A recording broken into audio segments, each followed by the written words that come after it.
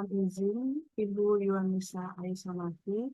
Perkenalkan, saya Anissa Dian Tambayun dari kelas AK 501 mata kuliah Perilaku Organisasi, Prodi Akuntansi PJJ S1, Universitas Sibar Asia. Di sini saya akan mencoba menjelaskan pertanyaan-pertanyaan yang muncul di soal UAS semester ganjil tahun 2025. Baik, kita mulai ya. Budaya organisasi adalah sebuah sistem makna bersama yang dianut oleh para anggota yang membedakan suatu organisasi dari organisasi lainnya. Sistem makna bersama ini adalah sekumpulan karakteristik kunci yang dijunjung tinggi oleh organisasi. Lalu, bagaimana budaya organisasi dapat mempengaruhi kinerja karyawan? Yang pertama yaitu karyawan bisa menyesuaikan diri dengan lingkungan kerja dengan adanya budaya organisasi ini. Lalu, budaya organisasi ini bisa membantu karyawan mengetahui tindakan yang seharusnya dilakukan. Lalu, mendorong perilaku seperti kolaborasi, inovasi, dan berfokus pada stakeholder atau pelanggan. Yang keempat, mendorong karyawan untuk terus belajar dan mengembangkan diri. Yang kelima, mempengaruhi kepuasan kerja karyawan. Jadi misal di budaya organisasinya itu ada reward and punishment gitu ya. Nah, kalau misal itu dijalankan di budaya organisasi itu, maka itu akan mempengaruhi kerja karyawan. Juga mempengaruhi loyalitas karyawan dan mempengaruhi semangat kebersamaan di kalangan para anggotanya dan mempengaruhi rasa nyaman dan royal terhadap perusahaan. Nah, di sini contohnya yang akan saya ambil adalah caranya organisasi untuk mendorong karyawan terus belajar dan mengembangkan diri, yaitu ada di PT Freeport Indonesia. Jadi, kalau kita lihat dari websitenya Freeport Indonesia ini, kenapa uh, karyawan itu tertarik untuk bekerja di PT Freeport Indonesia? Karena di PT FI itu menyediakan scholarship atau beasiswa pendidikan lanjutan bagi karyawan, anak karyawan, atau mantan karyawan, baik di dalam maupun luar negeri. Jadi mereka menyediakan beasiswa. Tadi kan salah satu cara budaya organisasi itu mempengaruhi karyawan adalah dengan mendorong karyawan untuk selalu belajar gitu kan. Nah, ini di Freeport ini budayanya ini dijalankan dengan memberikan scholarship atau beasiswa. Nah, ini disediakan bukan hanya untuk karyawannya, tapi untuk mantan karyawannya, juga untuk anak karyawannya. Jadi kan sangat luar biasa sekali ya manfaat dari budaya organisasi di PT Freeport Indonesia ini. Nah, diharapkan dengan adanya beasiswa ini bisa benar-benar membuat budaya organisasinya itu semakin tertanam di masing-masing karyawan. Nah, upaya ini adalah untuk mendorong karyawannya menjadi forever learner dengan cara memberikan beasiswa untuk melanjutkan pendidikan. Lalu peran kepemimpinan dalam membangun tim yang efektif yaitu pertama, pemimpin itu harus bisa menetapkan visi dan tujuan yang jelas. Jadi dengan pemahaman yang jelas tentang visi dan tujuan dari si pemimpin ini, maka anggota tim dapat menyelaraskan upaya mereka dengan visi dan misi tujuan organisasi gitu. Jadi nanti mereka bisa bekerja dengan lebih efektif. Lalu yang kedua yaitu membangun komunikasi yang efektif. Pemimpin itu harus menciptakan lingkungan di mana anggota tim merasa nyaman untuk berbagi ide, memberikan umpan balik, dan menyampaikan kekhawatiran mereka.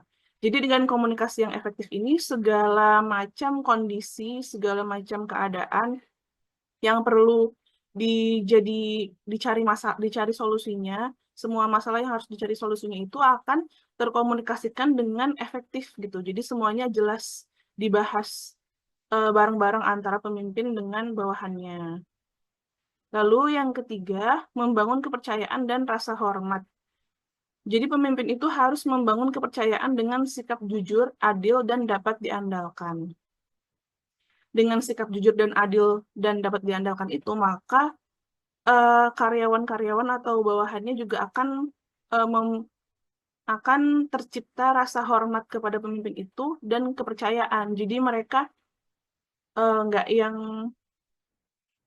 yang di kalau misal pemimpin yang nggak baik itu kan nanti berarti si bawahannya bisa asal-asalan gitu kerjanya. Nah, kalau mereka udah punya rasa hormat dan kepercayaan, maka mereka tuh yakin kalau yang mereka lakukan itu akan bermanfaat bagi organisasi dan dihargai oleh pemimpinnya. Lalu, yang keempat yaitu mendelegasikan tugas dan memberdayakan anggota tim. Dengan memberdayakan anggota tim, pemimpin menciptakan rasa kepemilikan dan tanggung jawab, dan itu bisa meningkatkan motivasi dan kinerja seluruh anggota di organisasi itu. Jadi kalau semisal tugasnya itu dipercayakan kepada anggota timnya, jadi si pemimpin itu kan mempunyai rasa kepemilikan tanggung jawab gitu. Jadi setelah diberi rasa kepercayaan kepada anggota tim, si pemimpin juga tanggung jawab atas atas tugas yang diberikan kepada anggota timnya itu.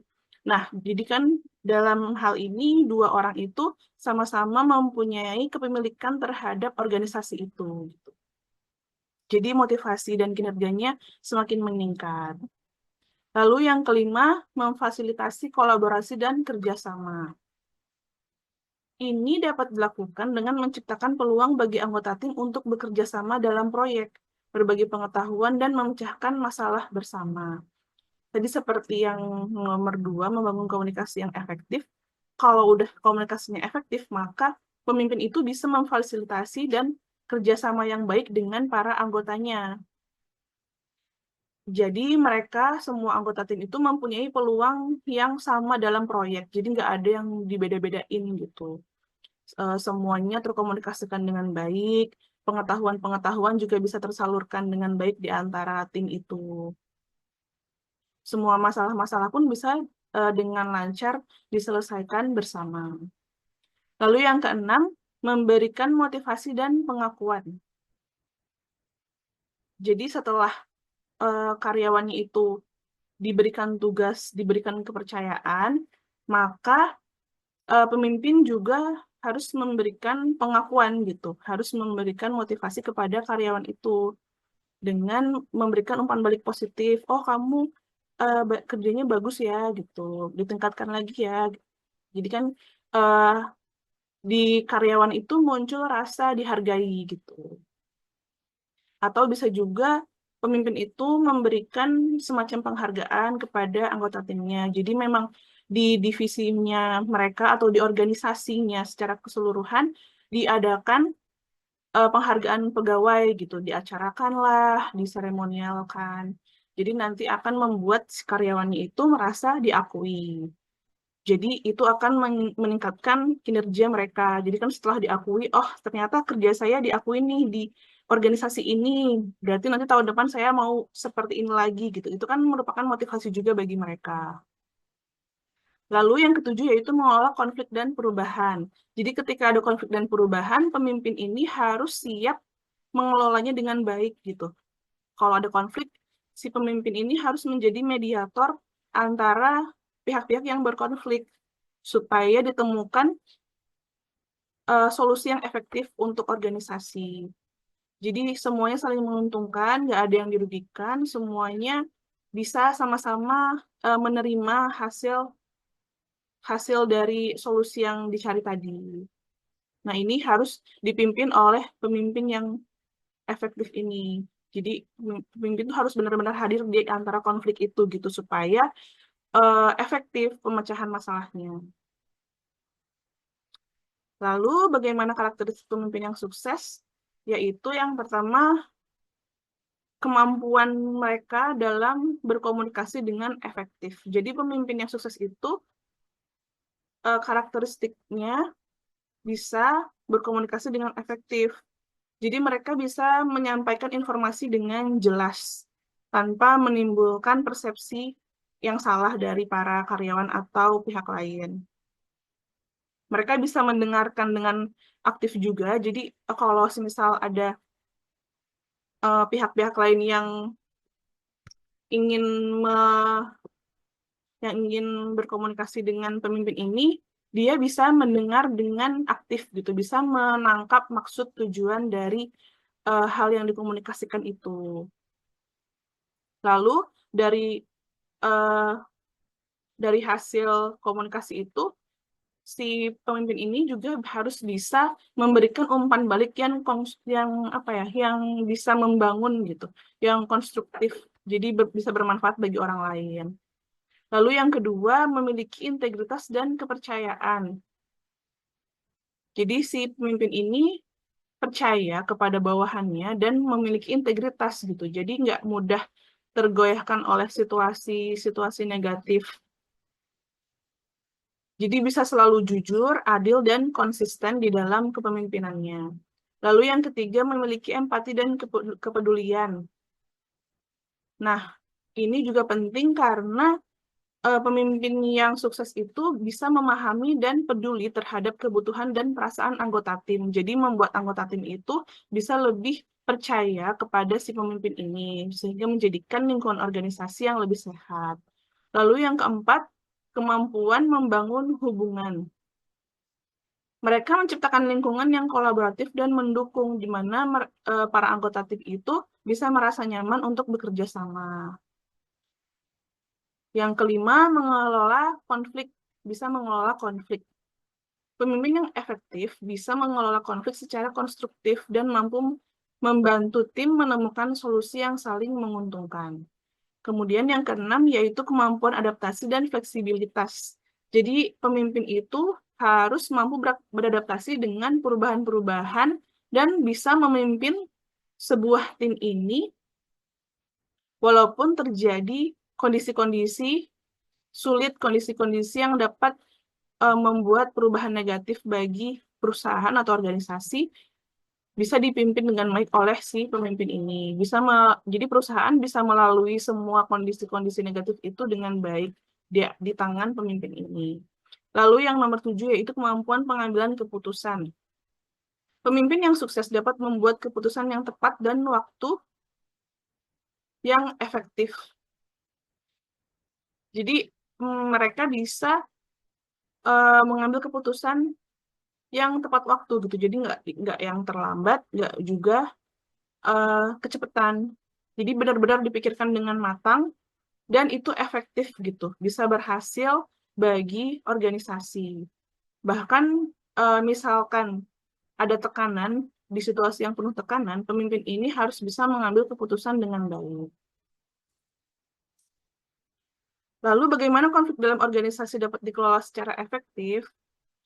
Konflik dalam organisasi adalah hal yang wajar dan tidak dapat dihindari sepenuhnya. Namun, konflik dapat dikelola dengan efektif sehingga tidak merusak produktivitas dan hubungan kerja. Strateginya antara lain yang pertama, mengidentifikasi akar masalah.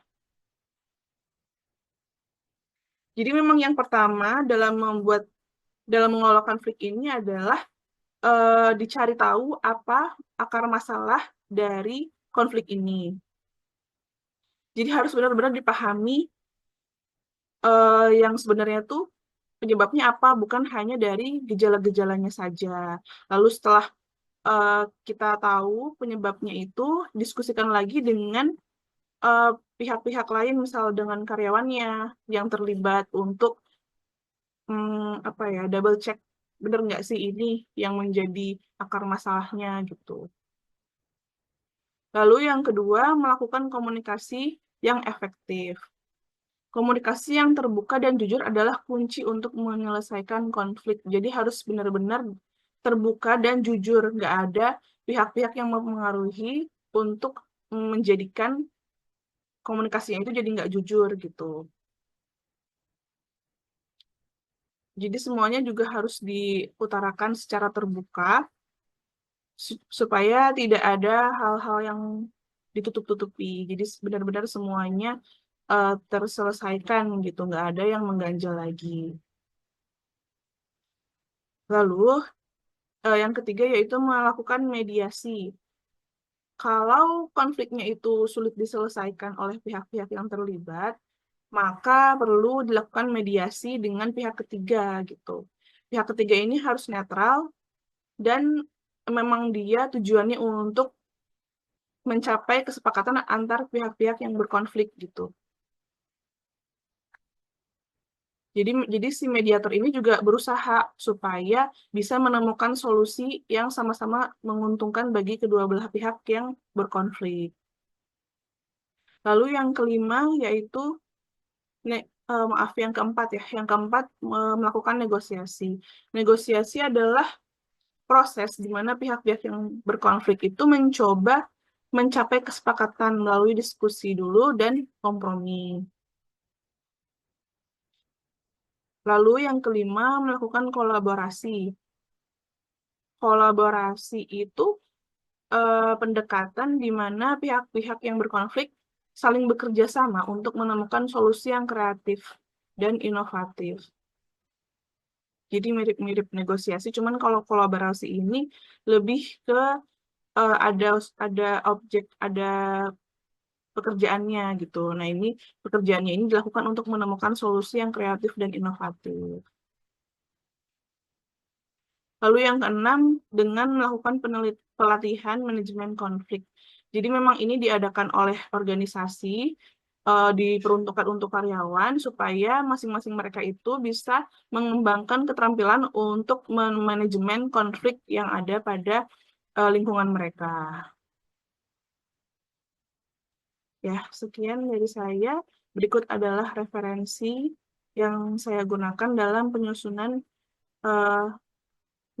presentasi ini. Terima kasih.